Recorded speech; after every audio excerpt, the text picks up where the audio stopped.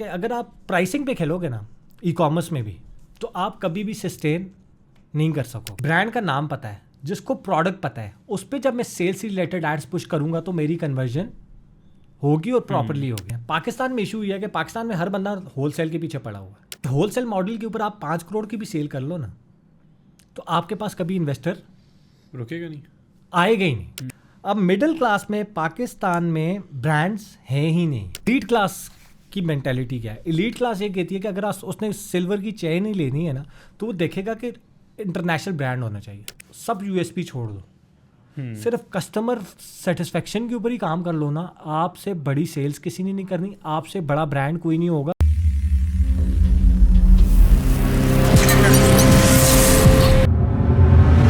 खातिन हज़रात, welcome back to our Singh presented by डिव Singh. Before I get into कि आज हमारे साथ मेहमान कौन मौजूद हैं, talk about the background of the conversation. अब हमने ई कॉमर्स के बारे में, डिजिटल मार्केटिंग के बारे में काफ़ी लंबी बातें की हुई हैं, and the CEO of potato logics और साथ एल्केमेटिव के CEO भी हमारे साथ आए थे, and we talked about these two domains as well. तो one thing that we kind of are missing out is brand building. If you already have a product, अगर आप ऑलरेडी कोई ई कॉमर्स के स्टोर चला रहे हैं, whether it's selling something simple like makeup items या फिर आप rings बेच रहे हैं Instagram पे, तो how you create a brand with it, how do you instill your name, your story with it to make sure that the audience is buying from you and not on any other random seller on the internet. So to discuss all that, we have the CEO of Redtail with us today. He's also the CEO at Laisha Cosmetics, which is again a cosmetics brand that he's running and which is growing, mashallah. So Ali Saab, welcome to the show. Thank you so much. Thank you so much for inviting me. Again thank you for coming on the show. मैंने कुछ आपके and I am sure के audience ने भी आपका एक देखा हुआ podcast, there is a really good one जो TBT में मुज़म्मिल ने किया हुआ था, and I saw that a few days ago, कुछ महीने पहले भी देखा था। अच्छा। एंड आई रियलाइज़ कि अच्छा रही पर्सनैलिटी तो एक्सप्लोर कर ली, ज़रा काम को थोड़ा सा टेक्निकली जाके देखते हैं। So being the CEO Redtail, पहले तो ये है कि आप all the organisations I am naming आप खुद ही प्लीज़ बता दें, so people are really sure of what we going to be discussing.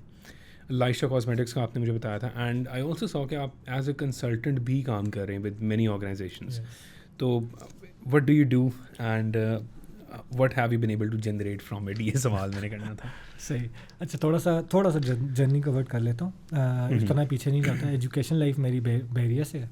से मैंने bachelors in software engineering from Bahria university, and this was when 2013 इन 2009 से लेकर 2013 तक मैंने डिग्री कंप्लीट की। 2013 में मैंने मास्टर स्टार्ट किया, साथ कोको कोला में जॉब वगैरह स्टार्ट की, और 2014 में मास्टर्स इन प्रोजेक्ट मैनेजमेंट, और उसके बाद 14 के बाद मैंने 3 इयर्स इंडस्ट्री में जॉब स्टार्ट की। हालांकि मैं काम जो कर रहा था वो मैं करता था UK USA में काम करता था। अपनी वेबसाइट थी, आर्टिकल्स की वेबसाइट थी, ट्रैफिक जनरेट करते थे आर्टिकल्स के ऊपर, और मंथली इनकम उससे जनरेट करता था यूनिवर्सिटी के टाइम पीरियड से। लेकिन जब ग्रेजुएट हुआ तो एक चीज़ रियलाइज़ हुई कि यार अगर आज कंपनी बनाने जाऊँगा ना, तो बिल्कुल आइडिया नहीं है कि मार्केटिंग कैसे काम करेगी, फाइनेंस कैसे काम करेगा, क्या होगा, कैसे होगा। तो उसके लिए मार्केट में जाकर जॉब करना ज़रूरी है। 3 साल मार्केट में जॉब की। जॉब करने के बाद मेरी पहली जो कंपनी मैंने लॉन्च की वो थी रेडटेल स्टूडियो। और रेडटेल स्टूडियो के पीछे बेसिकली एम्बिशन मेरा ये था कि यार मैंने अपना ब्रांड बनाना है। लेकिन अपना ब्रांड बनाने के लिए ज़रूरी ये है कि आपको ब्रांड्स के साथ काम करना ज़रूरी है, कि यार उनकी साइकोलॉजी क्या होती है, उनके कलर्स क्या होते हैं, उनकी ब्रांडिंग किस तरह की जाती है, मार्केटिंग किस तरह की जाती है, सेल्स को कैसे जनरेट किया जाता है। तो जब मैं लोगों के ब्रांड्स को as a company, as a service provider handle करूँगा तो अपना ब्रांड प्रॉपरली लॉन्च कर सकूँगा। तो उसमें मैंने फिर रेड क्रॉस के साथ काम किया, UNDP के साथ काम किया, उसमें हेस्कोल पेट्रोलियम के साथ काम किया, मोबलिंग के साथ काम किया, नेशनल इंक्यूबेशन सेंटर इस्लामाबाद, उनके हम 3 साल एज एडवर्टाइजिंग एजेंसी उनके साथ काम करता रहा। तो डिफरेंट ब्रांड्स के साथ काम किया। रेडटेल स्टूडियो के में ब्रांड्स पे काम करते थे। उसके बाद फिर 2020 में मेरी शादी हुई, तो शादी के बाद लाइशा कॉस्मेटिक मेरी वाइफ का ब्रांड था। अच्छा। हाँ जी। तो वो बेसिकली एक छोटा सा ब्रांड था, वो घर से रन कर रही थी। तो उसको मैंने एज अ प्रॉपरली कॉमर्स को जब, क्योंकि ब्रांड्स तो पे तो काम कर चुके थे और लोगों के ब्रांड्स पे काम कर चुका था, तो मेरे लिए लाइशा कॉस्मेटिक को एज अ ब्रांड लेकर चलना आसान था और स्ट्रैटेजी उसकी बना दी पूरी कि यार इसको एज अ ब्रांड कैसे मार्केट में पेनिट्रेट करवाना है। 2020 में as a CEO take over किया। आयशा जो थी मेरी वाइफ, वो देखती थी प्रोडक्ट वाली साइड, मैं देखता था सारी मार्केटिंग वाली साइड। 2020 में 20 से लेकर 22 तक उसको मार्केट में प्रॉपर्ली पेनिट्रेट करवाया, पूरे पाकिस्तान के टॉप जितने सैलून्स वगैरह थे उनको कन्वर्ट किया लाइशा के ऊपर। उसके बाद ऑनलाइन सेल्स को इंक्रीज़ किया। 2022 में हमने फंड रेज़ किया, वीसी है यूएस का, वीसी एक फर्म है, उससे 20 करोड़ की वैल्यूएशन के ऊपर 2 करोड़ पे इसकी फंडिंग रेज़ की। उसके बाद लाइशा सिंगल प्रोडक्ट स्टोर था, उसमें हमने 8 प्रोडक्ट्स को और ऐड किया, और अब हम उसी को लेकर चल रहे हैं कि अब लाइशा करंटली 8 प्रोडक्ट स्टोर है, कॉस्मेटिक प्रोडक्ट्स हैं हमारे अपने प्राइवेट लेबल। बैक एंड के ऊपर एक टीम बैठी हुई है जो प्रोडक्ट्स की हंटिंग करती है, डिज़ाइनिंग करती है, फिर हम चाइना से मैन्युफैक्चरिंग कराते हैं, पाकिस्तान में प्रोडक्ट्स को लॉन्च करते हैं। और 2024 और 25 का एम्बिशन मेरा ये है कि अब इसको हमने slowly towards franchise, towards retail outlets और टूवर्ड्स जो फ्रेंचाइजेज़ हैं इनको कन्वर्ट करना है, शॉप्स को कन्वर्ट करना है, इम्तियाज़ और अल्फतेह और इस तरह के स्टोर्स पे इसको ऑनबोर्ड करना है। तो ये थोड़ा सा एक कंप्लीट जर्नी था। Right, so working on a product which was again found by your wife if I have it right, आपने उसको थोड़ा रीशेप किया using the experience that you had with, जो आपने 1-2 UNDP का नाम लिया, 1-2 ऑर्गेनाइजेशंस का नाम लिया, एंड नाउ यू अंडरस्टूड कि अच्छा ब्रांड होता है और मैंने लॉन्च किस तरह करना है, वो आपने आसानी से कर लिया। रेड टेल के बारे में थोड़ा सा बताएं, व्हाट इज़ रेड टेल? अच्छा, रेड टेल स्टूडियो बेसिकली एक कंपनी है, 2017 से मैं उसको रन कर रहा हूँ, जिसमें हम मार्केटिंग की सर्विसेज देते हैं, और सारी किस्म की मार्केटिंग, जिसमें digital marketing, billboards, TV commercials, events, सारी जितनी भी सर्विसेज रिलेटेड टू मार्केटिंग होती हैं वो प्रोवाइड करते हैं। तो इसी में रेड टेल का ही क्लाइंट था UNDP, रेड टेल का ही क्लाइंट था Red Cross, Reds and Associates भी हमारे बिल्डर्स हैं इस्लामाबाद के टॉप के, वो थे।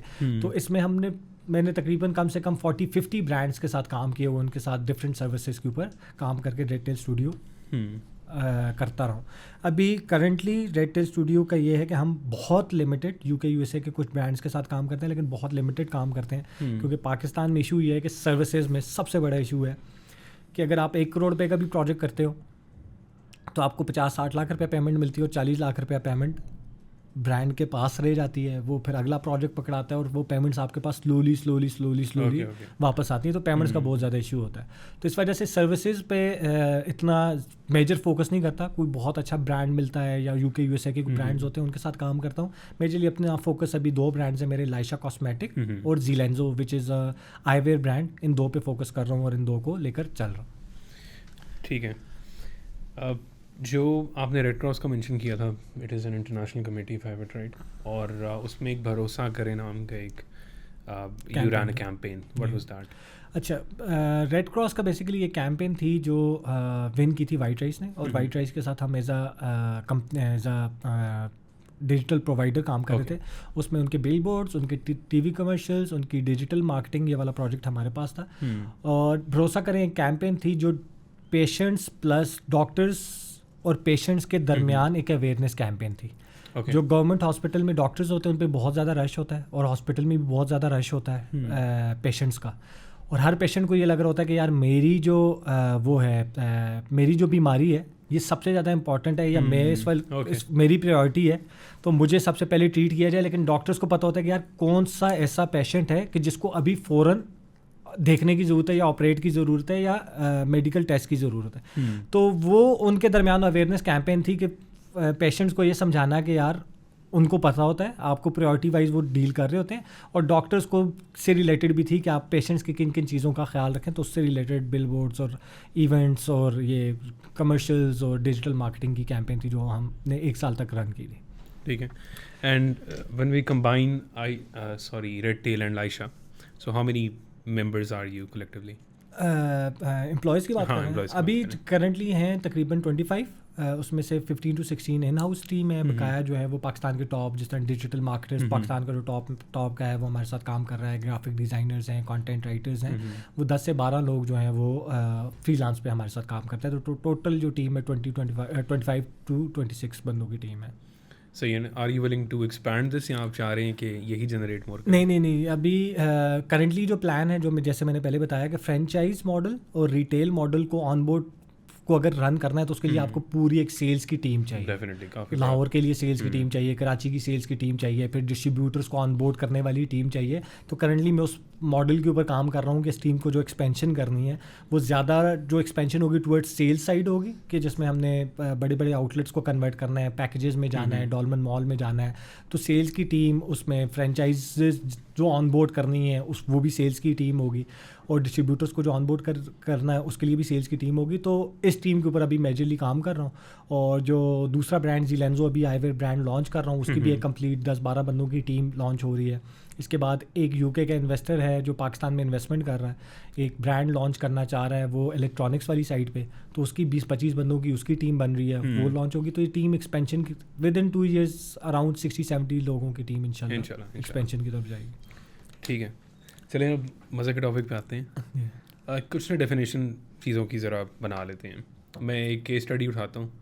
मेरे पास आज से 2 साल पहले आई हैव अ फ्रेंड, नाम शाम नहीं लेंगे, अभी फ्रेंड भी ना देख रहा हूँ तो he came to me with an idea of leaving the job और अपना बिजनेस स्टार्ट करना है। I was all for it, but मैंने कहा नहीं भाई, मैं अभी इसमें नहीं आ सकता। सो द मॉडल वॉज कि हम कॉस्मेटिक्स तो नहीं, हम रिंग्स और ये जो आजकल लड़कों का वेयर होता है ये अली एक्सप्रेस से मंगवाते हैं बल्क में। हम यहाँ पे ना 3-3, 4-4 सूप रख के बेचते रहते हैं। इंस्टाग्राम पेज बनेगा, रिव्यूज़ आएंगे, वहाँ से लोग और ख़रीद रहे हैं। सही। सो यू डू रियलाइज के majority of the people this is what they have in mind with the word e commerce. May be मेरा भी साल पहले यही हो। इसके बारे में थोड़ा सा बताएं, इज दिस करेक्ट? हाँ, अच्छा, पाकिस्तान में ना ई कॉमर्स को बहुत गलत लिया जाता है। हाँ। एक तो ये सबसे पहला जो इशू ई कॉमर्स को लिया जाता है वो लिया जाता है कि ये मनी मेकिंग कोई मशीन लगा रहे हो आप, कि जिसमें आपने बस प्रोडक्ट उठाना है, लगाना है, सेल्स करनी है और आपके पास लाखों रुपए महीने के बन जाएंगे। 50,000 लाख रुपए की लोगों के पास टोटल इन्वेस्टमेंट होती है, 2 लाख की इन्वेस्टमेंट होती है, और वो 2 लाख से कहते हैं कि हमारा किचन भी चले, हमारी पॉकेट मनी भी चले और हम बिजनेसमैन भी बन जाएं और हम ई कॉमर्स जो है हमें करोड़पति अरबपति बना देगा। वो बड़े बड़े ब्रांड्स की सक्सेस स्टोरी सुनते हैं, फाउंडर्स की सक्सेस स्टोरी सुनते हैं और उनको लगता है बड़ा पीस ऑफ केक। अब पाकिस्तान में पहले मॉडल समझा देता हूँ और पाकिस्तान में इशूज़ क्या क्या हैं और ये कैसे किया जा रहा है और कैसे करना चाहिए, वो थोड़ा सा इसको डिवाइड कर लेते हैं थोड़ा। ठीक है। तो 4 मॉडल्स होते हैं basically: drop shipping model, wholesale model, white label model और private label model. Drop shipping model ये होता है कि प्रोडक्ट आपके पास है, आप मैन्युफैक्चरर हैं या आपने चाइना से बल्क में प्रोडक्ट मंगवा दिया, जिस तरह शालमी में बल्क में प्रोडक्ट पड़ा हुआ होता है। ठीक है, मैं आपके पास आता हूँ कि आपसे प्रोडक्ट की पिक्चर्स ले लेता हूँ, अपनी वेबसाइट पे लगाता हूँ, सेल्स जनरेट करता हूँ और आप मेरी जगह पैकेज भी करते हैं, लोगों को डिलीवर करते हैं। मेरा जो कमीशन होता है वो आप मुझे दे देते हैं। ठीक है, तो इसमें प्रोडक्ट ओन मैं नहीं कर रहा, मैं अपनी इन्वेस्टमेंट नहीं कर रहा, मैं सिर्फ क्या कर रहा हूँ, सेल्स अपनी आपका प्रोडक्ट अपनी वेबसाइट्स पे लगाकर सेल्स जनरेट करता हूँ, डिलीवर करना, पैकेज करना, सब कुछ आपकी रिस्पॉन्सिबिलिटी और आप मुझे मेरा कमीशन दे रहे हो। याद है ड्रॉप शिपिंग मॉडल जो यूके यूएसए में भी चल रहा था, पाकिस्तान में तो ये ना चलने के बराबर है, लेकिन यूके यूएसए में भी चल रहा था। वो अमेजोन भी अब इसको बैन कर रहा है या इसको स्लो डाउन कर रहा है। दूसरा मॉडल होता है होलसेल मॉडल। यूके यूएसए में भी ज़्यादा ये चलता है, पाकिस्तान में भी उसी मॉडल को रिप्लिकेट करने की कोशिश की जाती है, लेकिन इस मॉडल्स के भी काफ़ी ज़्यादा इशू हैं। होलसेल मॉडल क्या होता है? 90% पाकिस्तान में होलसेल मॉडल यूज़ किया जाता है कि शालमी गए, कराची की गोल्डन मार्केट गए, पिंडी के राजा बाज़ार गए, मार्केट को थोड़ा सा छाना, अच्छे से प्रोडक्ट्स निकाल दिए, उन प्रोडक्ट्स को दर्जन ले लिए, 2 दर्जन, 3 दर्जन, 4 दर्जन लिए, उसको अपने घर ले आए, फोटोग्राफी की, वेबसाइट पे लगाई और बेचना स्टार्ट कर दिया। अब होलसेल मॉडल के ना कुछ इश्यूज़ हैं। 90% लोग इस मॉडल पे काम करते हैं, लाख रुपए की, 1.5 लाख रुपए की टोटल इन्वेस्टमेंट करते हैं और इसी मॉडल को चलाने की कोशिश करते हैं। अब होलसेल के सबसे मेजर इशू ये कि इसमें ज़्यादातर चलता है विनिंग प्रोडक्ट। विनिंग प्रोडक्ट क्या होता है कि लेट्स सपोज आपने एक विनिंग प्रोडक्ट निकाला जिसकी मार्केट में ऑनलाइन जब आपने बेचना स्टार्ट किया ना तो उसकी डिमांड थी, वो बिक रहा है और आपको लग रहा है कि आप करोड़पति बन रहे हो, आपने करोड़ रुपए की महीना सेल कर दी और अब आप समझ रहे हो कि मैं ई कॉमर्स का गुरु बन गया हूँ, भाई करोड़ रुपए की मेरी महीने की सेल है। 6 महीने के बाद अच्छा उसमें स्लोली ना कंपटीशन ऐड होता जाता है, स्पाइंग टूल्स लगे हुए होते हैं। मैं आपके स्टोर पे जाता हूँ या मैं ऑनलाइन जाता हूँ, मैं दराज पे देखता हूँ, आपके स्टोर पे देखता हूँ और मुझे पता चल जाता है आपका विनिंग प्रोडक्ट इस वक्त कौन सा चल रहा है। आपने भी कहाँ से लिया? आपने शालमी से लिया, मैं भी शालमी जाता हूँ, वो प्रोडक्ट उठाता हूँ, आप 1000 रुपये का बेच रहे हो, मैं उसको 800 रुपये पे लगा देता हूँ। अब आपकी जो ट्रैफिक होती है वो मेरे पास कन्वर्ट होना स्टार्ट हो जाती है। अब मुझे देखा देखी तीसरा आएगा वो 700 पे लगाएगा, चौथा आएगा वो 600 पे लगाएगा। अब मार्जिन इतना नैरो होता जाता है स्लोली कि 4 महीने 5 महीने के बाद स्टोर की सेल्स डिक्लाइन हो जाती है। आखिर में इतना मार्जिन होता है कि 5 रुपये भी नहीं बच रहे होते पर प्रोडक्ट सेल।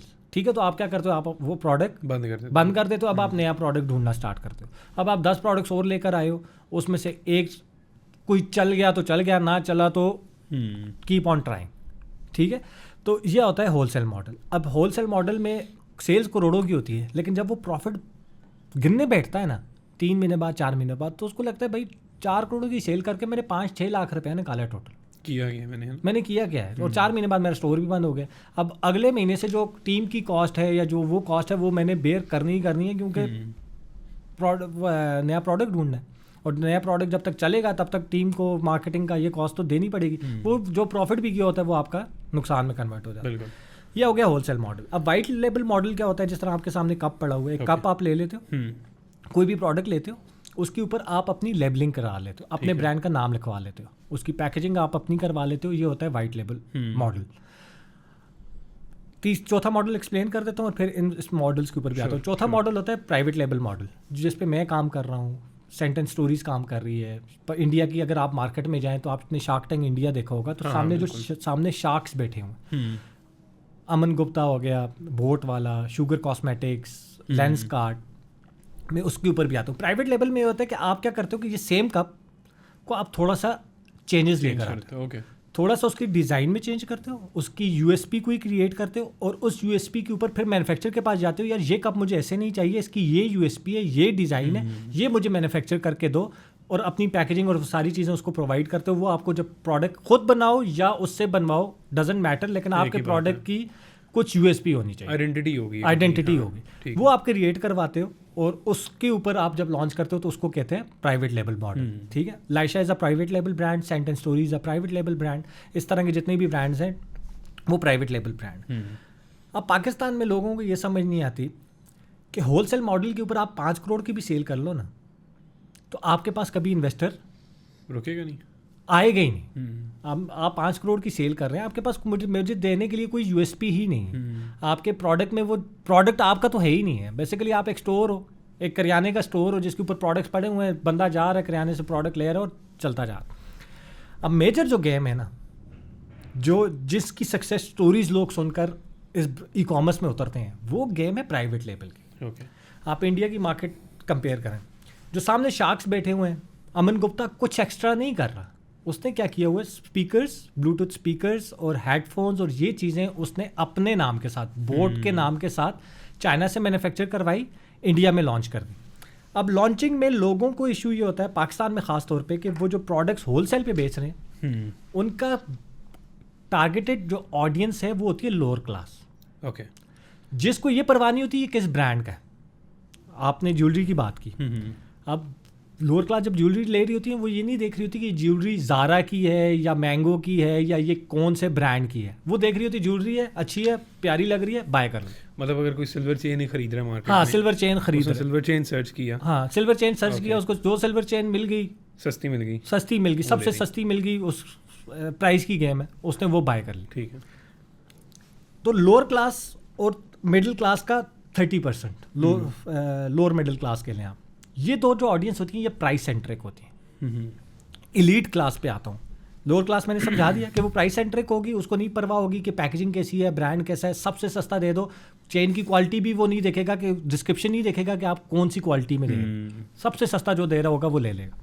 एलीट क्लास की मेंटालिटी क्या है, एलीट क्लास ये कहती है कि अगर उसने सिल्वर की चेन ही लेनी है ना, तो वो देखेगा कि इंटरनेशनल ब्रांड होना चाहिए, कोई सफोरा टाइप ब्रांड हो, कोई बहुत बड़ा ब्रांड हो जिसका प्रोडक्ट हो। वो पहले ब्रांड देखेगा, फिर प्रोडक्ट देखेगा, प्राइस उसका लीस्ट कंसर्न होगा। उसको ये दो चीज़ें चाहिए, ब्रांड चाहिए और प्रोडक्ट खूबसूरत होना चाहिए, और फिर वो प्राइसिंग पे आएगा और फिर प्रोडक्ट बाय कर लेगा। ये आगे एलीट की। दरमियान में बचती है मिडिल क्लास। मिडिल क्लास ये कहती है कि ग्लासेस की एग्जांपल देता हूँ, इस चेन की भी एग्जांपल दे देता हूँ कि सन ग्लासेस हैं, वो ये देखता है कि भाई मैं रेबेन अफोर्ड नहीं कर सकता, 70-80 हज़ार रुपये की ओरिजिनल रेबेन है, ये मेरी पहुंच से बाहर है, और मुझे ये जो लोअर क्लास 500, 300, 200 रुपये की रेबेन की कॉपी ले रही होती है ना, जो ठेले पे भी मिल जाती है, मुझे ये भी नहीं चाहिए। मुझे दरमियान में कोई ब्रांड दे दो जिसको, जो मेरे बजट के अंदर हो और जिसको मैं पहनूं और मैं खुशी से बता सकूं कि मैंने जीलेंजो पहना है, या मैंने लेंस कार्ड पहना है, या मैंने ये फलां ब्रांड पहना हुआ। उसकी पैकेजिंग अच्छी हो, उसकी क्वालिटी अच्छी हो, ये चीज़ मुझे दे दो। अब मिडिल क्लास में पाकिस्तान में ब्रांड्स हैं ही नहीं। अगर आप इंडिया की मार्केट देखें, शार्क टैंक इंडिया में सामने जो अमन गुप्ता बैठा हुआ है, वो मिडिल क्लास को टारगेट करता है। उसका पूरा ब्रांड मिडिल क्लास के ऊपर खड़ा हुआ है। वो ब्रांड, वो लोग जो JBL अफोर्ड नहीं कर सकते, और जिनको वो आम स्पीकर्स भी नहीं चाहिए, ठेले वाले स्पीकर या आम दराज के ऊपर जो स्पीकर्स मिल रहे होते हैं 500, 300, 400, 500 की हैंड्स फ्री मिल रही होती है, उसको वो भी नहीं चाहिए। दरमियान में जिसको क्वालिटी इंटरनेशनल प्रोडक्ट की और प्राइस सस्ती हो, वो प्रोडक्ट जिसको चाहिए, अमन गुप्ता का पूरा ब्रांड मिडिल क्लास के ऊपर खड़ा हुआ। अब एलीट क्लास तो JBL ही लेगी, वो तो बोट नहीं लेती, मिडिल क्लास बोट लेती है। शुगर कॉस्मेटिक्स मिडिल क्लास के ऊपर खड़ा हुआ है। लेंस कार्ड जो आईवेयर ब्रांड है, वो मिडिल क्लास के ऊपर खड़ा हुआ है। तो इंडिया में आपको बहुत ज़्यादा ब्रांड्स मिलेंगे जो मिडिल क्लास के ऊपर एज अ ब्रांड खड़े हैं। पाकिस्तान में इशू ये है कि पाकिस्तान में हर बंदा होलसेल के पीछे पड़ा हुआ है। वही प्रोडक्ट जो हमें थर्डे पे मिलता है, जो हमें शालमी में मिलता है, जो हमें आम दुकानों पे मिलता है, वो सेम प्रोडक्ट को उठाते हैं और वो ऑनलाइन बेचना स्टार्ट कर देते हैं और करोड़ों की सेल भी कर लेते हैं। तो ना फंडिंग मिलती है, ना ब्रांड बड़ा होता है, कुछ भी नहीं हो रहा। अच्छा, वैसे ये है क्यों? Why do you think this is? क्योंकि ब्रांडिंग बेसिकली, एक तो ब्रांडिंग का मसला है, दूसरा उसमें मसला ये है कि उनका मेजर फोकस ही सेल्स कमाना है। हाँ, पैसा कमाना है, सेल्स के ऊपर है मेजर फोकस। अब जो मेरे जैसा ब्रांड, लाइशा जैसा ब्रांड है, जो सेंट एंड स्टोरीज जैसा ब्रांड है, जैसे जीरो लाइफस्टाइल अभी एक नया ब्रांड आया है, वो इनका फोकस किसके ऊपर? इनका फोकस अपने ब्रांड के ऊपर होता है। प्रोडक्ट फोकस नहीं होता, सेल्स फोकस नहीं होता, ब्रांड फोकस होता है कि मेरे ब्रांड का नाम मैक्सिमम मार्केट में जाए। ठीक है, मैंने जीरो लाइफस्टाइल का नाम लिया, आपको पता था। अब मैं किसी और का नाम लूंगा, किसी आम से स्टोर का नाम लूंगा ना, जो करोड़ों में सेल करता होगा, लेकिन आपको नहीं पता होगा ये कौन है। तो इनकी सेल्स कम होती हैं, लेकिन इनके प्रॉफिट मार्जिन बहुत ज़्यादा होते हैं। इनका product top of the line होता है। अब आप जीरो लाइफस्टाइल से या प्रोडक्ट लेंगे तो आपको ये डर नहीं होगा कि भाई ये प्रोडक्ट 2 नंबर निकल आएगा, ये नहीं चलेगा तो मैं क्या करूँगा। मैं तो उनको मैसेज करूँगा, तो आप उस प्रोडक्ट, आपको पता है कि यार ब्रांड है, इशू आएगा, मैं मैसेज करूँगा, वापस हो जाएगा। ठीक है, मेरे पैसे वापस हो जाएंगे, मुझे नया प्रोडक्ट मिल जाएगा, और क्वालिटी जो मार्केट में मिल रही है उससे बहुत बेहतर क्वालिटी की चीज़ बाय करने जा रहा। तो बस मसला ये है ना कि अगर आप प्राइसिंग पे खेलोगे ना ई कॉमर्स में भी, तो आप कभी भी सस्टेन नहीं कर सकोगे। आप सस्ते से सस्ते प्रोडक्ट की तरफ जाओगे ना, तो आप ना प्रॉफिट बना सकोगे, ना सस्टेन कर सकोगे। मेजर आपने लॉन्ग टर्म गेम खेलनी है ई कॉमर्स में, तो एक ही सोल्यूशन है, वो है मिडिल क्लास के लिए ब्रांड लॉन्च करो। मिडिल क्लास के लिए कैटेगरीज बता देता हूँ, हर नीश खाली पड़ी हुई है। ज्वेलरी में जाएं, आपको बहुत कम ब्रांड्स मिलेंगे। आप कपड़ों में, हमारे पास बहुत ज़्यादा ब्रांड्स हैं पाकिस्तान, क्योंकि कपड़ों का इशू ये है कि पाकिस्तान में ही कपड़ा बनाया जाता है।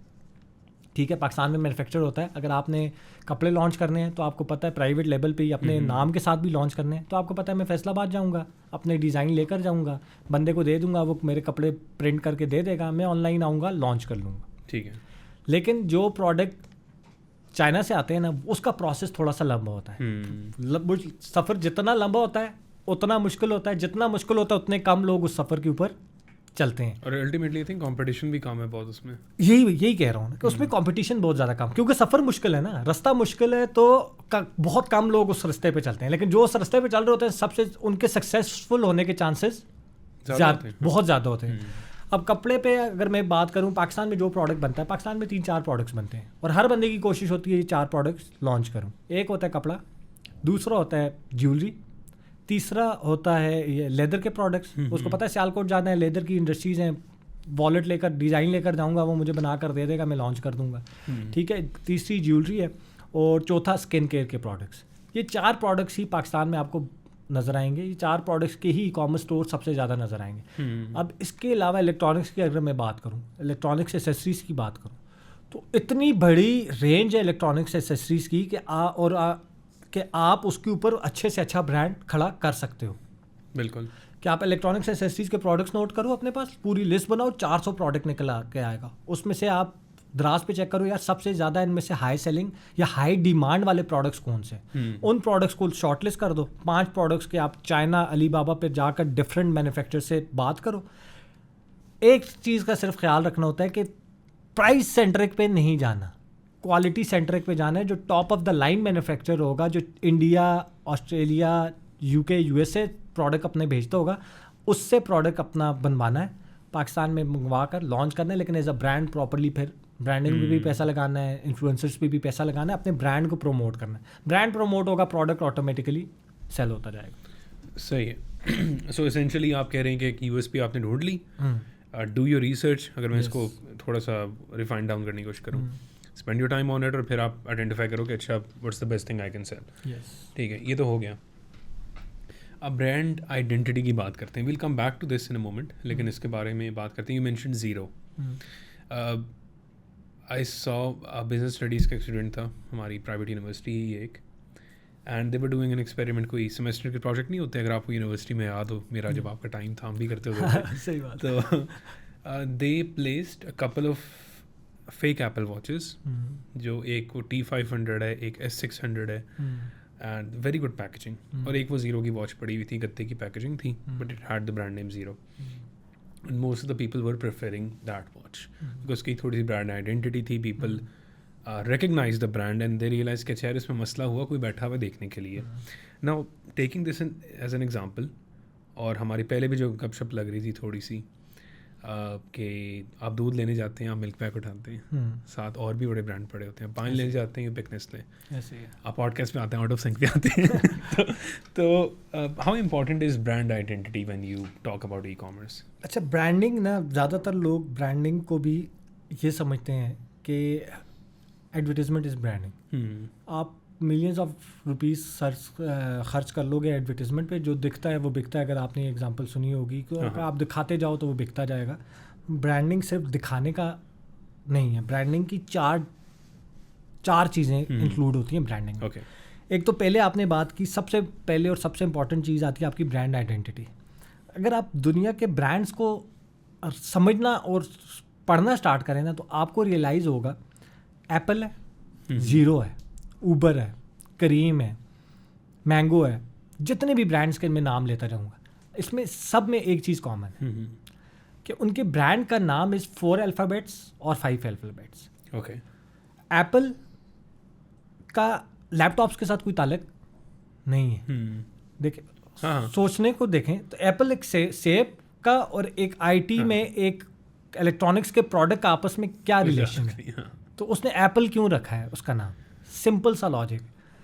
बच्चे को पहला वर्ड सिखाया जाता है फॉर एप्पल है। एप्पल। आई थिंक एक और रीज़न ये भी कि 2 सिलेबल होते हैं। आप जब भी किसी पेट का नाम देखो ना, लूसी होगा या इस तरह का, इट्स 2 syllables ऑलवेज। तो मेरे ख्याल से यही है। तो उसमें ये है कि वो नाम ऐसा रखते हैं कि रिकॉल जिसकी आसान हो, इतना छोटा नाम हो और इतना कॉमन नाम हो कि, और उसकी एडवर्टाइजमेंट जब आप करो ना तो ब्रांड की रिकॉल बड़ी आसान हो रहा है। एप्पल है, एप्पल की एडवर्टाइजमेंट हुई, लेट्स सपोज ज़ीरो से लॉन्च हुए, बिल्कुल अभी लॉन्च हुए, आपको नहीं पता कि एप्पल से रिलेटेड कोई प्रोडक्ट है, अब मैं उसकी एडवर्टाइजमेंट कर रहा हूँ। मैं सबसे पहला काम, अच्छा पहले तो नाम मैंने आपको बता दिया कि सिंपल ज़ीरो का, ज़ीरो इज़ अल्फा, वो न्यूमेरिक नंबर है। लेकिन उसने ज़ीरो क्यों रखा है? ज़ीरो इसलिए रखा है कि यार रिकॉल आसान होगी। मैं एडवर्टाइजमेंट करता जा रहा हूँ, जब कस्टमर ने रिकॉल करना है ना मेरा प्रोडक्ट बाय करने के लिए, तो एकदम उसको रिकॉल, 10 और ब्रांड्स भी होंगे लेकिन मेरा ब्रांड एकदम रिकॉल हो जाएगा। मैंगो है, मैंगो इज़ आम, और आम का एक कपड़ों के साथ कोई ताल्लुक नहीं है, लेकिन मैंगो लोगों को पता है, उसको रिकॉल करना आसान है। बिल्कुल। ऊबर 4 अल्फ़ाबेट्स, रिकॉल करना आसान। तो एक चीज़ सबसे पहले ब्रांड आइडेंटिटी के लिए, नाम रखने के लिए, ब्रांडिंग के लिए सबसे इंपॉर्टेंट चीज़ तो ये आ गई कि नाम छोटे से छोटा हो और जिसकी रिकॉल आसान हो। ओके, ठीक है। दूसरी चीज़ इसमें आ जाती है ब्रांड एलिमेंट्स। ब्रांड एलिमेंट्स होते हैं कि आपने ब्रांड के कलर्स कौन से देने हैं। जैज़ की बात करूंगा तो येलो एंड रेड यूज़ करते हैं। हाँ, ठीक है। टेलीनॉर की बात करूंगा तो ब्लू होता है। कोको कोला की बात करूंगा रेड होता है। आपका पेप्सी की बात करूंगा ब्लू एंड रेड। ठीक है। तो एक पहले तो नाम रखा, नाम के बाद आपने उसको कलर एसोसिएट करवा देने, और वो कलर्स भी ऐसे जिस तरह ब्लू में भी 10,000 किस्म के ब्लू मिलेंगे आपको। एक कलर का कोड होता है, वो कोड आपने सेव कर देना कि यार ये कलर कोड है मेरे ब्रांड का, ब्लू में और ये कलर कोड है मेरे ब्रांड का रेड में, ये मेरे कलर्स हो गए, ठीक है। तो ये दो चीज़ें तो बुनियादें हैं, ये बुनियादें डाल रहे हैं, हमने नाम रखा, हमने कलर कोड दे दिया, हमने टाइपोग्राफी भी सेट कर देनी। आपने बिलबोर्ड देखा होगा जैज़ का, जब भी आप बिलबोर्ड देखेंगे ना उनकी टाइपोग्राफी सेम रहेगी, ऐसे नहीं करते कि हर महीने वो टाइपोग्राफी चेंज करते जाते हैं, फेसेस ज़रूर चेंज करेंगे लेकिन उसका भी उन्होंने रखा होता है कि हमारा फेस बिलबोर्ड पे हमेशा इस जगह पे यूज़ होगा, टाइपोग्राफी इस जगह पे यूज़ होगी, बैकग्राउंड ये यूज़ होगा, जैज़ का लोगो हमेशा इधर आएगा। आप उनका डिजिटल भी जाकर देखें तो सेम पैटर्न के ऊपर ही, उससे क्या होता है कि अब मेरे सामने कोई बिलबोर्ड लगा हुआ है, जैज़ अपना लोगो हटा ले, फिर भी मुझे देखते ही मेरा ब्रेन रिकॉल करेगा कि जैज़ का बिलबोर्ड है, हाँ। लगा हुआ है। ये होती है ब्रांड रिकॉल, ये स्टार्टिंग के आपकी फाउंडेशंस होती हैं जिस पे आपने काम करना होता है। अच्छा, अब इसके बाद सेकंड फेज जो सबसे बड़ी हम गलती करते हैं ना ब्रांड बनाते वक्त, जो मैंने आपको होलसेल में भी इशू बताया था कि हर बंदा प्रोडक्ट लॉन्च करके एक ही चीज़ पे काम करता है, सेल्स के कंटेंट के ऊपर और सेल्स एड्स के ऊपर। सो इसेंशियली हमने पहले किया, we figure out the colours, जिस तरह हमारे लोगोस लगे में ये ब्लू है, एक कोड था, वी अंडरस्टैंड करने कंटेंट किस टाइप का निकालना है, where we placing the pictures and everything, किसी को देख के पता लग जाए यार ये इसका ऐड है। तो 4 आपने कहा था, व्हाट्स द सेकंड वन? अच्छा, सेकंड वन में वो आती है एडवर्टीजमेंट। एडवर्टीजमेंट में अब होलसेल में मैंने आपको बताया कि वो क्यों 6 महीने बाद बंद हो जाता है, क्योंकि उनका मेजर फोकस ही क्या होता है, सेल्स से रिलेटेड एड्स। सेल्स से रिलेटेड 2-3 एड्स बना लिए, सेल्स से रिलेटेड ही वो बस एडवर्टीजमेंट करते रहे और सेल्स वेबसाइट से लेकर आते रहे, और 6 महीने बाद ना उस ब्रांड को उस स्टोर को कोई जानता है, ना उसको किसी को नाम पता है, बस वो प्रोडक्ट जब तक बिक रहा था तब तक बिक रहा था, उसके बाद वो स्टोर बंद हो गया। लेकिन ब्रांड कैसे काम करता है, अब वो उसको डिवाइड करता है, जो आपने जीरो लाइफस्टाइल की बात की थी। अब जीरो लाइफस्टाइल क्यों लोग सेलेक्ट कर रहे थे, वो काम करते हैं अपनी जो मार्केटिंग होती है या जो फनल होती है एड्स की, उसको 3 फेजेस में डिवाइड करता है। फर्स्ट फेज में क्या करता है, ब्रांड अवेयरनेस। ब्रांड अवेयरनेस में और कुछ नहीं करेगा, वो क्या करेगा कि इन्फ्लुएंसर्स के साथ, सेलिब्रिटीज़ के साथ, जिस तरह जीरो लाइफस्टाइल ने क्या किया, उन्होंने अच्छे भले पैसे दिए शाहीन अफरीदी को, उसके फेस के साथ जीरो लाइफस्टाइल का बड़ा सा लोगो लगाकर, ये शाहीन अफरीदी है, जीरो लाइफस्टाइल है, बैक एंड के ऊपर एक वॉइस ओवर चल रहा है जीरो लाइफस्टाइल, जिसमें आपने ब्रांड का नाम जो है, एक तो शाहीन अफरीदी का फेस दिखाकर आपने दिखा दिया कि कोई बहुत बड़ा ब्रांड है, बेशक बैक एंड के ऊपर 2-3 लोग काम कर रहे हैं, ठीक है, वो आप एडवर्टाइजमेंट रन करते हो और हर बंदे की टाइमलाइन के ऊपर वो कंटेंट दिखाते रहते हो। अब यूज़र का क्या होता है कि मैं फेसबुक यूज़ कर रहा हूँ, मैं स्क्रॉल कर रहा हूँ, जीरो लाइफस्टाइल का ऐड आया, शाहीन अफरीदी है, बड़ा सा जीरो लाइफस्टाइल लिखा हुआ है, बैक एंड के ऊपर जीरो लाइफस्टाइल वो बोला, मैंने स्क्रॉल कर दिया, लेकिन वो जो एडवर्टाइजमेंट है वो मेरे बैक माइंड में बैठती जा रही है, मुझे उस ब्रांड का नाम याद हो गया, बैक माइंड में बैठता जा रहा है। अब वो फेसबुक पे जा रहा हूँ सेम कर रहा है, वो यूट्यूब पे जा रहा हूँ सेम कर रहा है, करते करते उसने मेरे बैक माइंड में एक जीरो लाइफस्टाइल का ब्रांड बिठा दिया। ये आ गया फर्स्ट फेज के। फर्स्ट फेज में मैंने क्या किया कि मैंने एक अच्छे इन्फ्लुएंसर, एक अच्छी सेलिब्रिटी के साथ काम करके अपने ब्रांड का नाम पुश करवाना है लोगों को। अगर पाकिस्तान में 4 करोड़ लोग हैं ना डिजिटल पे, तो मैंने टारगेट रखा है कि 1 करोड़ लोगों को मैंने अपने ब्रांड का नाम पुश करवाते जाना है, उनको दिखाते जाना है। ये आ गई फर्स्ट फेज। अब सेकंड फेज पे क्या करूँगा, इन 1 करोड़ लोगों को जिनको मैं अपना ब्रांड का नाम दिखा चुका हूँ, अब मैं उनको ब्रांड डेवलपमेंट करूँगा, अपने ब्रांड का प्रोडक्ट पुश करूँगा। अब मुझे पता है जीरो लाइफस्टाइल क्या है, तो सेकंड स्टेज में मैंने क्या किया, मैंने अपने प्रोडक्ट को पुश करना स्टार्ट किया कि अच्छा जीरो लाइफस्टाइल के ये प्रोडक्ट्स हैं, हमारी ये यूएसपी है, हमारी ये क्वालिटी है, हमारी ये प्राइसिंग है, और वो भी इन्फ्लुएंसर्स के थ्रू और सेलिब्रिटीज़ के थ्रू आपने देखा होगा, जुनैद अकरम हो गया, मोमिन साकिब, हर तरह का इन्होंने जीरो लाइफस्टाइल ने इन्फ्लुएंसर पकड़ा और उसके थ्रू प्रोडक्ट की डेवलपमेंट स्टार्ट की, अपना प्रोडक्ट पुश करना स्टार्ट किया। सेकंड फेज हो गया, थर्ड फेज ब्रांड डेवलपमेंट का सेकंड फेज, थर्ड फेज हो गया सेल्स। अब जिसको मेरे प्रोडक्ट का, ब्रांड का नाम पता है, जिसको प्रोडक्ट पता है, उस पर जब मैं सेल्स से रिलेटेड एड्स पुश करूंगा तो मेरी कन्वर्जन होगी और प्रॉपरली होगी। तो जब इन 3 फेजेस से आप कस्टमर को गुजारते हो ना, तो आपका ब्रांड बन जाता है। जो आपने बात की ना कि L600 वो जो पड़ी हुई थी, वो क्यों जीरो को सिलेक्ट कर रहे थे, क्योंकि उनके ऊपर प्रॉपरली ब्रांड अवेयरनेस की हुई थी, उनके ऊपर प्रॉपरली ब्रांड डेवलपमेंट से रिलेटेड एड चले हुए थे, उनको ब्रांड डेवलपमेंट बताई हुई थी कि यार ये प्रोडक्ट है, ये इसके फीचर्स हैं, ये वो है। और तीसरे नंबर के ऊपर वो सेल्स वाला जो फनल था वो उनसे उस तरह गुजारा गया। तो एक ई-कॉमर्स स्टोर में और एक ब्रांड में यही फ़र्क होता है, एक ढाबे में और एक इम्तियाज़ स्टोर में यही फ़र्क होता है कि वो अपनी ब्रांड अवेयरनेस, ब्रांड डेवलपमेंट और ब्रांड सेल्स, इन तीनों फनल्स के ऊपर प्रॉपरली काम करता है। तो पहली ब्रांड आइडेंटिटी, दूसरी आ गई आपकी एडवर्टीजमेंट, तीसरी होती है एक ब्रांड का प्रॉमिस होता है। पाकिस्तान में इसका कॉन्सेप्ट ही नहीं है ब्रांड प्रॉमिस क्या होता है, या ब्रांड प्रॉमिस भी कह दें आप इसको, ब्रांड बिग आइडिया भी कह दें। ब्रांड प्रॉमिस क्या होता है कि जैसे नाइकी का ब्रांड प्रॉमिस है कि हम पूरे दुनिया के एथलीट्स को एम्पावर करना चाह रहे हैं। ओके, ये उनका बेसिक ब्रांड प्रॉमिस है। अब ये जो ब्रांड प्रॉमिस होता है, आप उनकी पूरी एडवर्टाइजमेंट देखें, आप उनकी पूरी आउटलेट्स देखें, आप सब कुछ देखें, तो इसी एक ब्रांड प्रॉमिस के ऊपर ही इवॉल्व होती है। आप जब भी उनका कमर्शियल देखेंगे तो आपको हमेशा यही दिखाएंगे, एथलीट्स दिखाएंगे, आपको स्पोर्ट्स से रिलेटेड लोग दिखाएंगे, ठीक है। आप उनकी जो आउटलेट्स की लुक एंड फील देखेंगे वो भी आपको एथलीट से रिलेटेड ही लगेगी।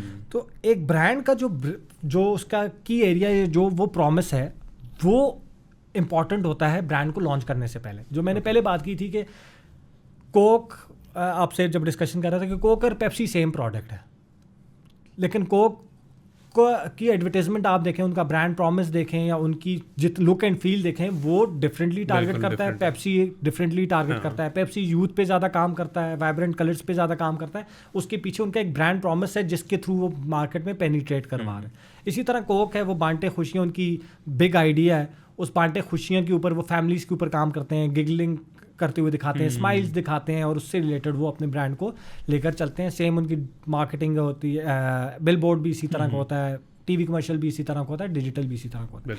तो ब्रांड प्रॉमिस भी बड़ा इंपॉर्टेंट है। ये 3 से 4 चीज़ें होती हैं जो आप मिलाओ तो तब आप एज अ ब्रांडिंग के पूरे एलिमेंट्स को कवर करते हो। लोग ये समझते हैं कि बस ब्रांडिंग में मैंने एडवर्टाइजमेंट कर दी, मैंने दबाकर एड्स रन कर दिया ना, तो मेरी ब्रांडिंग कंप्लीट हो चुकी है। ब्रांडिंग ऐसे कंप्लीट नहीं होती। उसमें आपकी brand identity, brand colours, brand promise, आपकी एडवर्टाइजमेंट का अवेयरनेस, डेवलपमेंट, सेल्स, ये पूरी फनल जब आप कंप्लीटली चलाते हो ना, तो तब स्लोली आप brand as a brand market में पेनिट्रेट करते हो। राइट।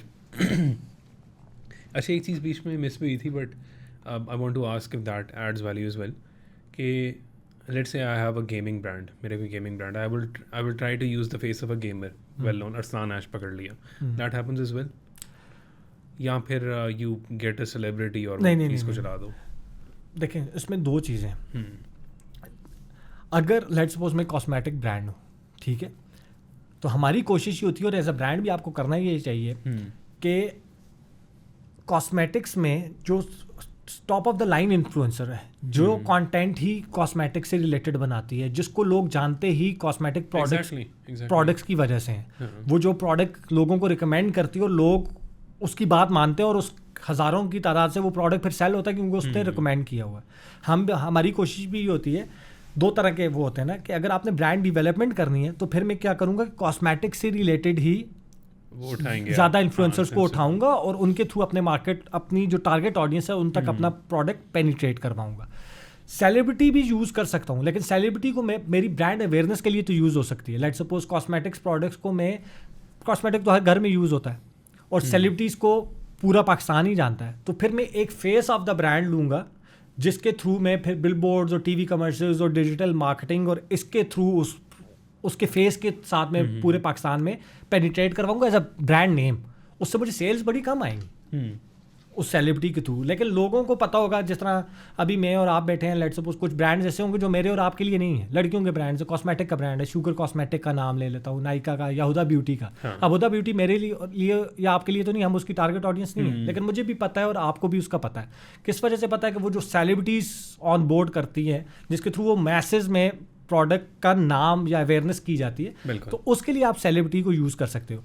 लेकिन आप ये चाहते हो कि जो आपकी टारगेट ऑडियंस है मैं उसी के डोमेन के अंदर रहूं और मेरा प्रोडक्ट और मेरी जो कंपनी है या जो मेरा ब्रांड है उनको पता हो, तो फिर आपने उस डोमेन के अंदर जो टॉप ऑफ द लाइन आपकी सेलिब्रिटीज़ हैं या इन्फ्लुएंसर्स हैं या जो लोग हैं उनके थ्रू, जिस तरह आपने गेमिंग की बात की, तो आप अरसलान को लोग हैं, तो अब अरसलान को शायद मैं गेमिंग से नहीं हूँ तो मैं नहीं जानता हूँ, लेकिन जो गेमिंग से रिलेटेड लोग हैं उनके लिए वो जानता है, तो उस इंडस्ट्री, उस नीश के अंदर वो आपका प्रोडक्ट और आपका ब्रांड पेनिट्रेट करेगा। तो दोनों यूज़ हो सकती हैं। सेलिब्रिटीज़ का सिर्फ इशू है कि अगर आप एज अ ब्रांड, आपके पास पैसा बहुत ज़्यादा है और मार्केटिंग बजट बहुत ज़्यादा है, तो फिर आप सेलिब्रिटीज़ भी ऑन बोर्ड करते हो और आप इन्फ्लुएंसर्स भी ऑन बोर्ड करते हो, जो जीरो ने किया। बिल्कुल। तो आप दोनों साइमल्टेनियसली लेकर चलते हो। लेकिन अगर आप ई कॉमर्स स्टोर, आपके पास बजट लिमिटेड है और आप कम मार्केटिंग में ज़्यादा सेल्स फोकस भी होना चाह रहे हो और आप ब्रांड अवेयरनेस भी करना चाह रहे हो, तो फिर बेस्ट स्ट्रैटेजी ये होती है कि आप अपनी डोमेन में जो इन्फ्लुएंसर्स हैं उनको ऑनबोर्ड करते हो और उनके साथ अपना ब्रांड पेनिट्रेट उनके थ्रू करवाते हो। सही है। अब हम बात करते हैं इसको इम्प्लीमेंट करने के लिए। पीपल हु आर लिसनिंग कुछ करना चाह रहे हैं, someone may be who is following that Ali express model कहते हैं ना उसको, कि हमारा ये मॉडल है भाई बेचने का। ऐसे आपने स्टार्ट जब किया करियर, यू मेंशन कि आपने 3-4 साल जॉब की, you worked for clients, being in an organisation, representing the organisation आपने काम किया था।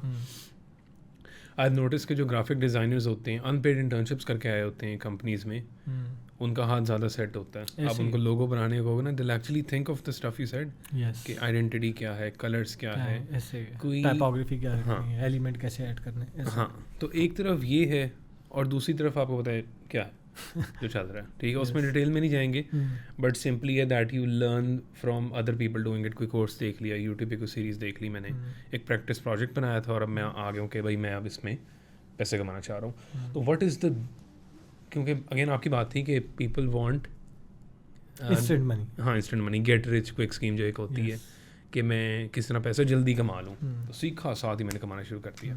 तो what in your opinion is the right way to do this?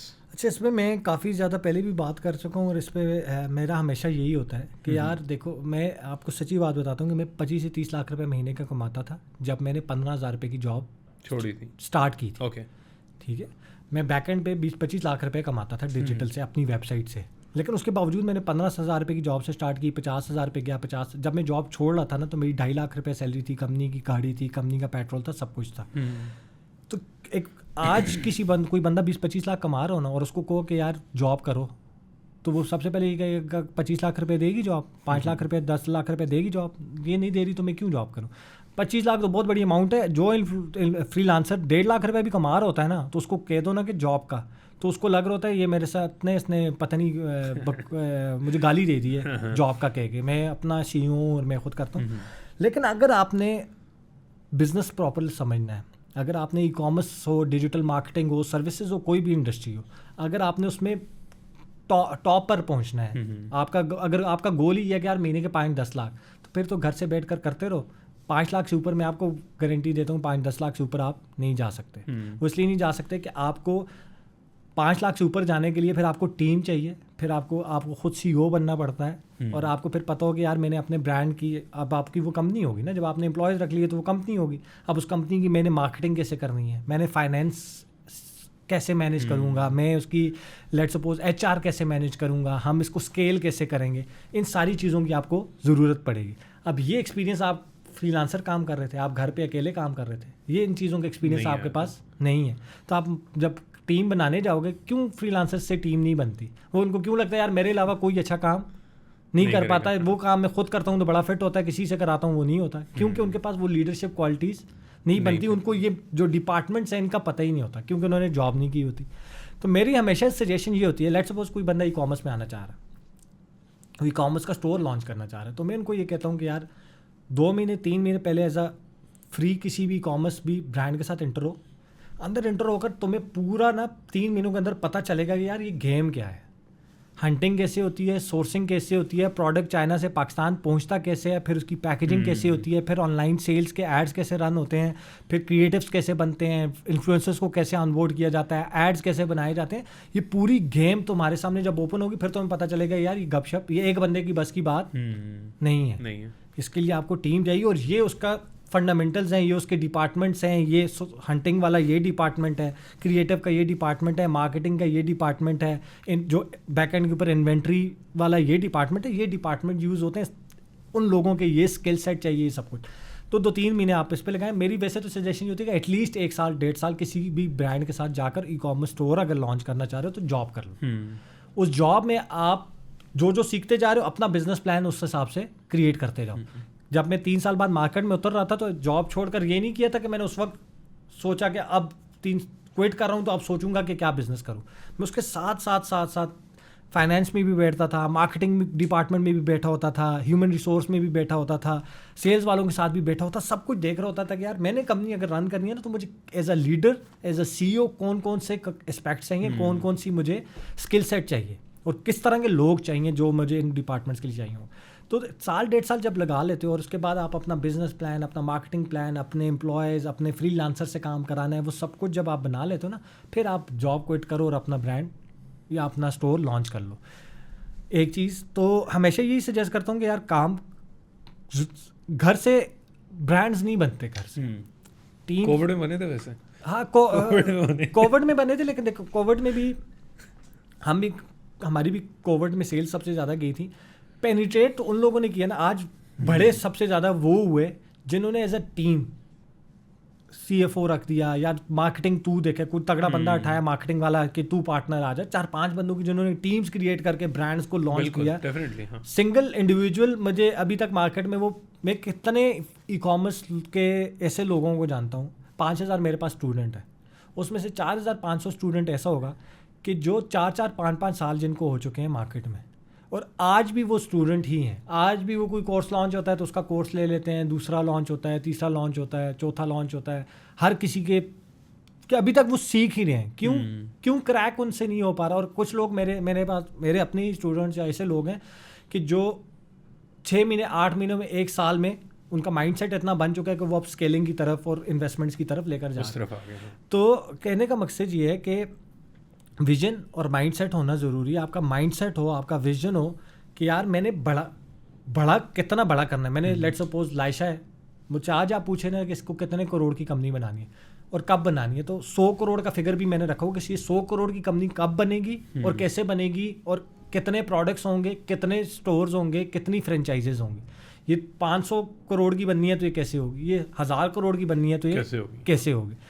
जब मेरा पहले विजन और माइंडसेट मैंने बड़ा रखना है, तो जब विजन और माइंडसेट बड़ा होगा ना तो फिर मैं अपना छोटे छोटे माइलस्टोन्स अचीव करूंगा कि छोटा माइलस्टोन, क्लैरिटी मिल गई, रास्ता खुद ही खुलता है। हाँ, रास्ता खुद। फिर वो कि यार अच्छा मैं 6 महीने पहले जॉब करता हूँ, इस ई-कॉमर्स स्टोर के साथ जॉब करता हूँ, यहाँ से मैं ये चीज़ें सीख लेता हूँ, फिर मैं ई-कॉमर्स स्टोर लॉन्च करता हूँ और पहले साल में मैंने 10 लाख रुपये पर मंथ की सेल्स जनरेट करनी है। ये प्रोडक्ट होगा, ये उसका बिजनेस प्लान होगा, इसको मैं ऐसे एग्जीक्यूट करूँगा और इतने लाख की सेल आएगी। पहले साल में 1 करोड़ की सेल, दूसरे साल में मैं 3 प्रोडक्ट्स और ऐड करूँगा, इतनी सेल्स लेकर आऊँगा।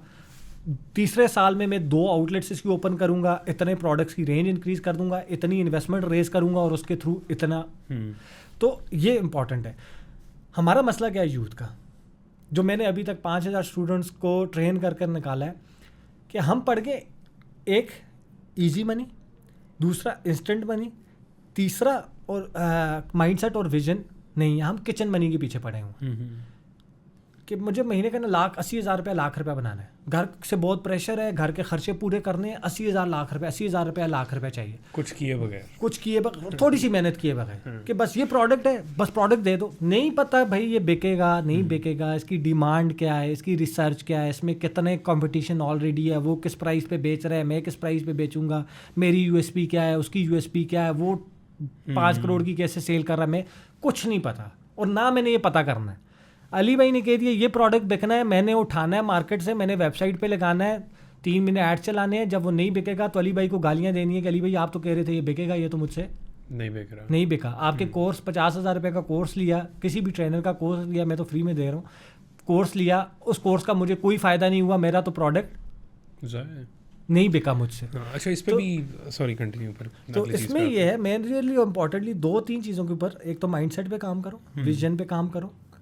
जब आप बड़े बड़े ब्रांड्स की स्टोरी बोर्ड की मैंने बात की, शुगर कॉस्मेटिक्स की बात की, लेंसकार्ट की बात की, सेंटेंस स्टोरीज़ की बात की, ये बड़े कैसे हुए हैं, स्टार्ट कैसे किया है, यहाँ तक कैसे पहुँचे हैं, दरमियान का रास्ता क्या है, इनके बिजनेस प्लान्स क्या थे, इनके प्रोडक्ट्स क्या थे, इनकी पैकेजिंग क्या है, इनकी USP क्या है। जब इन चीज़ों पे काम करोगे ना तो आपके पास एक प्रोडक्ट अपना ऑटोमेटिकली डिज़ाइन हो जाएगा। यार ये मेरा प्रोडक्ट है, कंपटीशन से डिफरेंट इस तरह है, मार्केट में ये बिक रहा है, ये डिमांड आ रही है और ये डिमांड कोई भी कैटर नहीं कर रहा, मैं अपने प्रोडक्ट के थ्रू इस तरह कैटर करूंगा, इस तरह ये मेरे ब्रांड्स के कलर्स होंगे, ये मेरे ब्रांड का नाम होगा, इस तरह मैं इसकी मार्केटिंग करूंगा, इस इन्फ्लुएंसर को ऑनबोर्ड करूंगा, इस मॉडल को ऑनबोर्ड करूंगा, उनके फेसेस के साथ ये प्रोडक्ट लगाऊंगा, फिर आप वेबसाइट बनाओगे, फिर उन पिक्चर्स को लगाओगे, इंस्टा बनाओगे, उसके ऊपर लगाकर उसको स्लोली स्केल करते जाओ। अली भाई, हमने काफ़ी इसको एक्सप्लोर कर ली है, लेकिन एक चीज़ है, अगेन मेरा ना बार बार दिमाग उसी तरफ आ रहा है कि जो ये वीडियो देखना चाह रहा है ना, may be he is a student of yours, उसने आपको देखा, उसने लाइशा को बिल्ड होते देखा हुआ, उसने रेड टेल को एज ए आप कह लो टीम ग्रो करते हुए देखा है। तो I stumbled upon a few videos on Instagram था, TikTok, I don't remember, where there were, उन्होंने भी ना अपनी एक आइडेंटिटी बिल्ड की हुई थी। So the whole idea of the page was कि वो एक छोटा सा दराज पे एक ब्रांड है, एंड रोज़ उनको ना रिटर्न्स आई जा रहे हैं ब्लैक एंड वाइट वीडियो करके, और वो बच्चों की शक्लें दिखा रहे हैं, बेचारे परेशान हैं कि हमारा पार्सल था एक ही बेक और ये वापस आ गया। सो एसेंशियली अगर मैं इसको सिंपलेस्ट टर्म्स में बात करूँ, कैश ऑन डिलीवरी, ठीक है, प्रॉब्लम है, वेरी सॉल्वेबल प्रॉब्लम, बट है। हमने जब सारे मॉडल्स को डिस्कस किया था, वी रियलाइज के एक आपने बीच में बात की थी कि प्राइवेट लेबल आपने वर्ड यूज़ किया था। हाँ, तो whenever we are using the drop shipping model, क्योंकि lot of people don't have investments, हम प्राइवेट लेवल पे नहीं कभी जा सकते। I may only have 50,000 in my pocket right now, और मैं सिर्फ जो मैंने चेंजिंग्स करवानी मैं उसके पैसे दे रहा हूँ। टेक एन एग्जाम्पल, सर्दियाँ थी, मैंने कहा मैं फहद हुडीज़ बेचेगा, मैंने हुडीज़ पर अपने प्रिंट्स करवाए, अपनी ब्रांड आइडेंटिटी क्रिएट की, may be some new show came in, कोई पॉलिटिशियन को कुछ होता है तो टी शर्ट्स बन जाती हैं, आई डिड दैट, मैंने वाइट टी शर्ट्स पे वो करवाया, मैं दराज से बेचना शुरू कर दिया। Now when I get the returns, I can not send it back to the supplier, वो चीज़ अब कस्टमाइज हो चुकी हुई है। So people who are building their own product, for people who are using a wholesale and the private label business together, क्या कर सकते हैं, वो क्या करना चाहिए? अच्छा, उसमें 2-3 चीज़ें हैं। तो इसमें ये समझ लें कि किसी भी कॉन्फ्रेंस में चला जाऊँ, किसी भी इवेंट में चला जाऊँ, एक क्वेश्चन अगर मेरे पास 100 बचा आएगा ना, हाँ, तो 100 में से 80 बचा मेरे पास सेम प्रॉब्लम लेकर आएगा, यही वाली। अली भाई, COD के बहुत मसले हैं, क्या करें, सर पकड़ के बैठे हुए होते हैं। COD के मसले एक तो मैं उनको ये समझाता हूँ, 2-3 तरह से कैटर हो सकते हैं।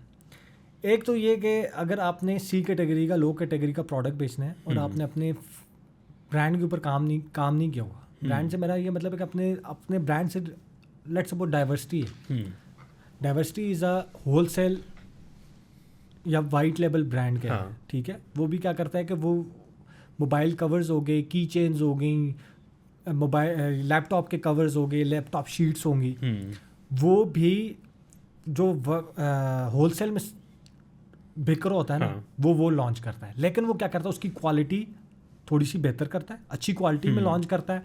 दूसरा वो ये करता है कि वो मिडिल क्लास को टारगेट करता है। अब उसकी रिटर्न रेशियो 10% से ज़्यादा नहीं है।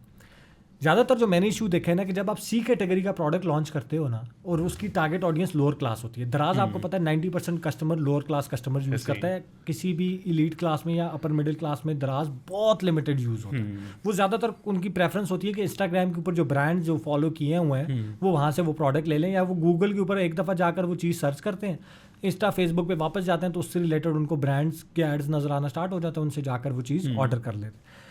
दराज का एक तो ये कि प्राइसिंग का इशू है। आप उस प्राइस को compete करने के लिए प्रोडक्ट की क्वालिटी थोड़ी लो करते हो। जब प्रोडक्ट की क्वालिटी लो करती हो तो उसकी automatically target audience lower class हो जाती है। और लोअर क्लास का ये इशू है कि वो इशू हमेशा रहेगा कि उनके पास जेब में जिस वक्त पैसे पड़े हुए होते हैं वो प्रोडक्ट ले तो लेते हैं, लेकिन 5 दिनों में जब तक वो डिलीवर होना होता है ना, उसके बाद वो ऑर्डर कैंसिल कर देते हैं।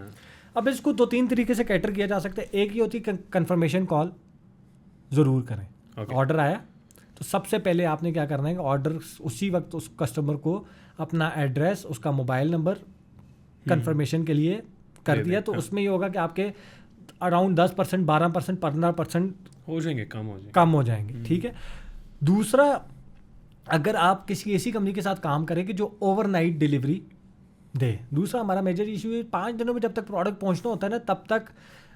और दूसरी और तीसरी और इम्पॉर्टेंट चीज़ है कि ज़्यादातर लोग जो प्रोडक्ट बाय करते हैं ना उसको कहते हैं इंस्टेंट बाइंग का एक वर्ड यूज़ होता है, मेरे जहन से उसका नाम मिल गया, निकल गया, उसको कहते हैं कि जिसमें आपका आपने ऐड देखा और आपने प्रोडक्ट बाय कर लेते हो, लेकिन आपको 2-3 दिन 4 दिन 5 दिन जब सोचने का टाइम मिल जाता है ना, वो तो इंस्टेंट बाइंग होती है। आपने ऐड आया, आपने सोचा, फिल किया और आपने बाय कर ली।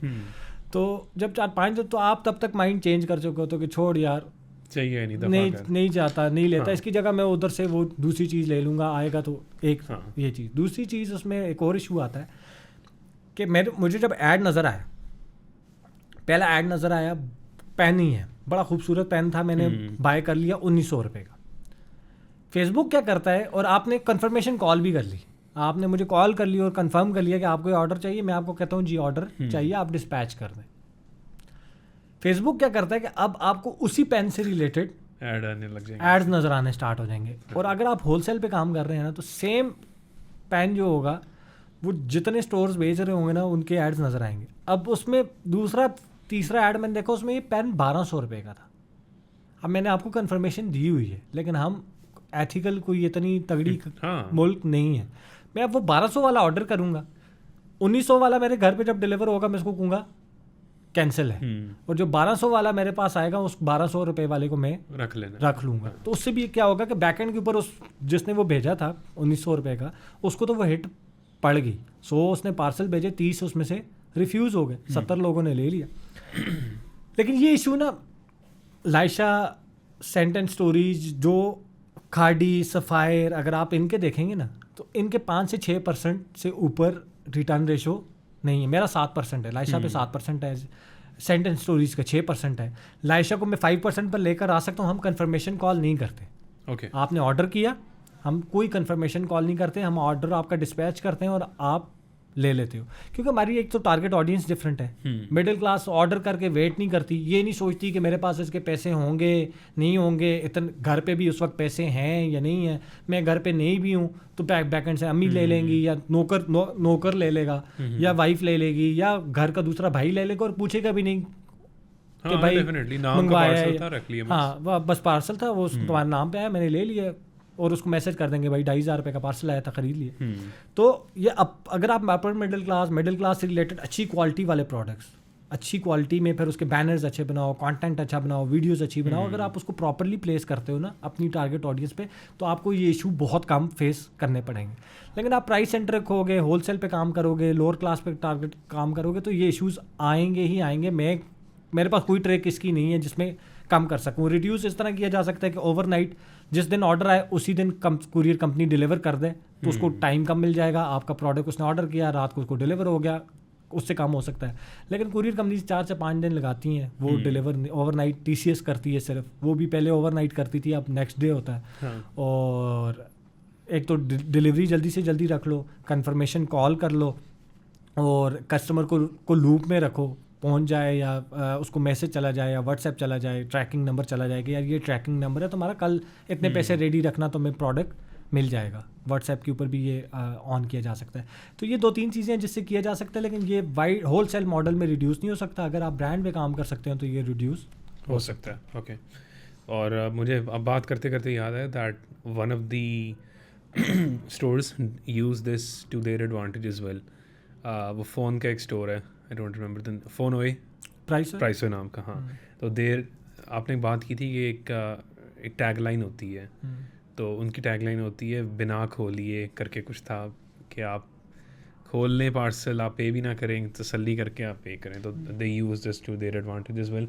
तो आई गेस आप उसको भी USP क्रिएट कर सकते हो using your unpackaging experience so good. आप याद करें जब वो कार्ड आया था सदा पे का, जब वो निकलता था, मतलब आप कंपेयर करें with the other cards that were out, क्योंकि इकट्ठे आए थे 2-3। आपने इसकी बात की, इस पर छोटी सी एक इम्पॉर्टेंट चीज़ बता देता हूँ। प्राइस हो, सादा पे, सेंट एंड स्टोरीज, जितने भी ये सारे ब्रांड्स हैं, आपको पता है कि ये सारे प्रॉफिट्स के लिए काम नहीं कर रहे हैं। ये लोगों को ये चीज़ रियलाइज़ करनी पड़ेगी। ये सारे आपने प्राइस होए की बात की कि आप खोल लो, आप देख लो, आप पसंद नहीं भी आता हो तो आप रिफ्यूज़ कर लो। ये क्यों करते हैं? अगर उसने प्रॉफिट पे खेलना हो, अगर उसकी मेजर गेम ये हो कि यार मैंने इस फ़ोन को बेचना ही बेचना है और मैंने अपने 2,000 रुपये निकालने ही निकालने, तो वो कभी भी ये सर्विसेज ना दे। ये सारे लोग चलते हैं इन्वेस्टमेंट्स के ऊपर। इन्होंने नेक्स्ट राउंड रेज करने होते हैं। इनके पास दराज के पास हो गया, प्राइस के पास हो गया, मेरे ख्याल if I am not wrong, उन्होंने अभी मेरे ख्याल $2 मिलियन की वैल्यूएशन लगाकर फंड रेज की है। अब लाइशा हो गया या सेंट एंड स्टोरीज हो गए, जितना भी बंदा ब्रांड के ऊपर काम कर रहा है ना, उसके लिए प्रॉफिट मैटर करता है, लेकिन इतना मैटर नहीं करता, कस्टमर से ज़्यादा मैटर नहीं करता। उसका काम ये, मेरा कस्टमर सेटिस्फाई होना चाहिए, मेरी सेल्स का नंबर ऊपर जाना चाहिए, मेरा कस्टमर्स का नंबर ऊपर जाना चाहिए, क्योंकि उसकी बेस के ऊपर उसने अगला राउंड, करोड़ों का राउंड, मिलियंस ऑफ डॉलर्स का राउंड एवेल्युएट करना है, और उसके ऊपर उसने फंडिंग उठानी है। तो ये फंडिंग बेस के ऊपर ब्रांड्स बड़े बनते हैं, फंडिंग के ऊपर काम करते हैं, और इनका मेजर गोल ये होता है कि यार कस्टमर इंपॉर्टेंट है, कस्टमर का जर्नी 30 साल का है, कस्टमर नाराज नहीं होना चाहिए, ब्रांड को 300 रुपये नुकसान भी हो जाए, उसके लिए 300 मिलियंस ऑफ डॉलर की आपके पास फंडिंग हो, और उसके महीने के आखिर में 300 रुपये वाले 10 कस्टमर्स को उसने 300 रुपये वापस किए, उसके लिए वो 1000 रुपया मैटर नहीं करता, उससे कई ज़्यादा गुना पैसा वो मार्केटिंग पे लगा देगा। छोटी सी एग्जांपल देता हूँ, अब मैं लाइशा की ब्रांड अवेयरनेस पे काम करता हूँ, आप लाइशा के एक कस्टमर हैं, अब मैंने हज़ारों रुपये लगा दिए आपको पहला प्रोडक्ट कन्वर्ट करने पे, आपने मेरा पहला प्रोडक्ट ले लिया, अब आपने प्रोडक्ट खोला, आपको प्रोडक्ट पसंद नहीं आया, आपने मुझे इंस्टा पे मैसेज कर दिया, व्हाट्सएप पे मैसेज कर दिया, या मुझे कॉल कर दी कि यार आपका प्रोडक्ट लिया है, मुझे पसंद, या जो मैं नज़र आ रहा था वो नहीं आया, मुझे दूसरा वाला ज़्यादा पसंद आया था, आप दूसरा वाला भेज दें, ये वापस कर लें। ज़्यादातर लोग क्या करेंगे ई कॉमर्स वाले, क्योंकि उसने तो ये था कि उसने अपना 300 रुपये मार्जिन रखा हुआ था, यार 300 रुपये का मार्जिन है, अब कस्टमर कह रहे हैं इसको वापस लो,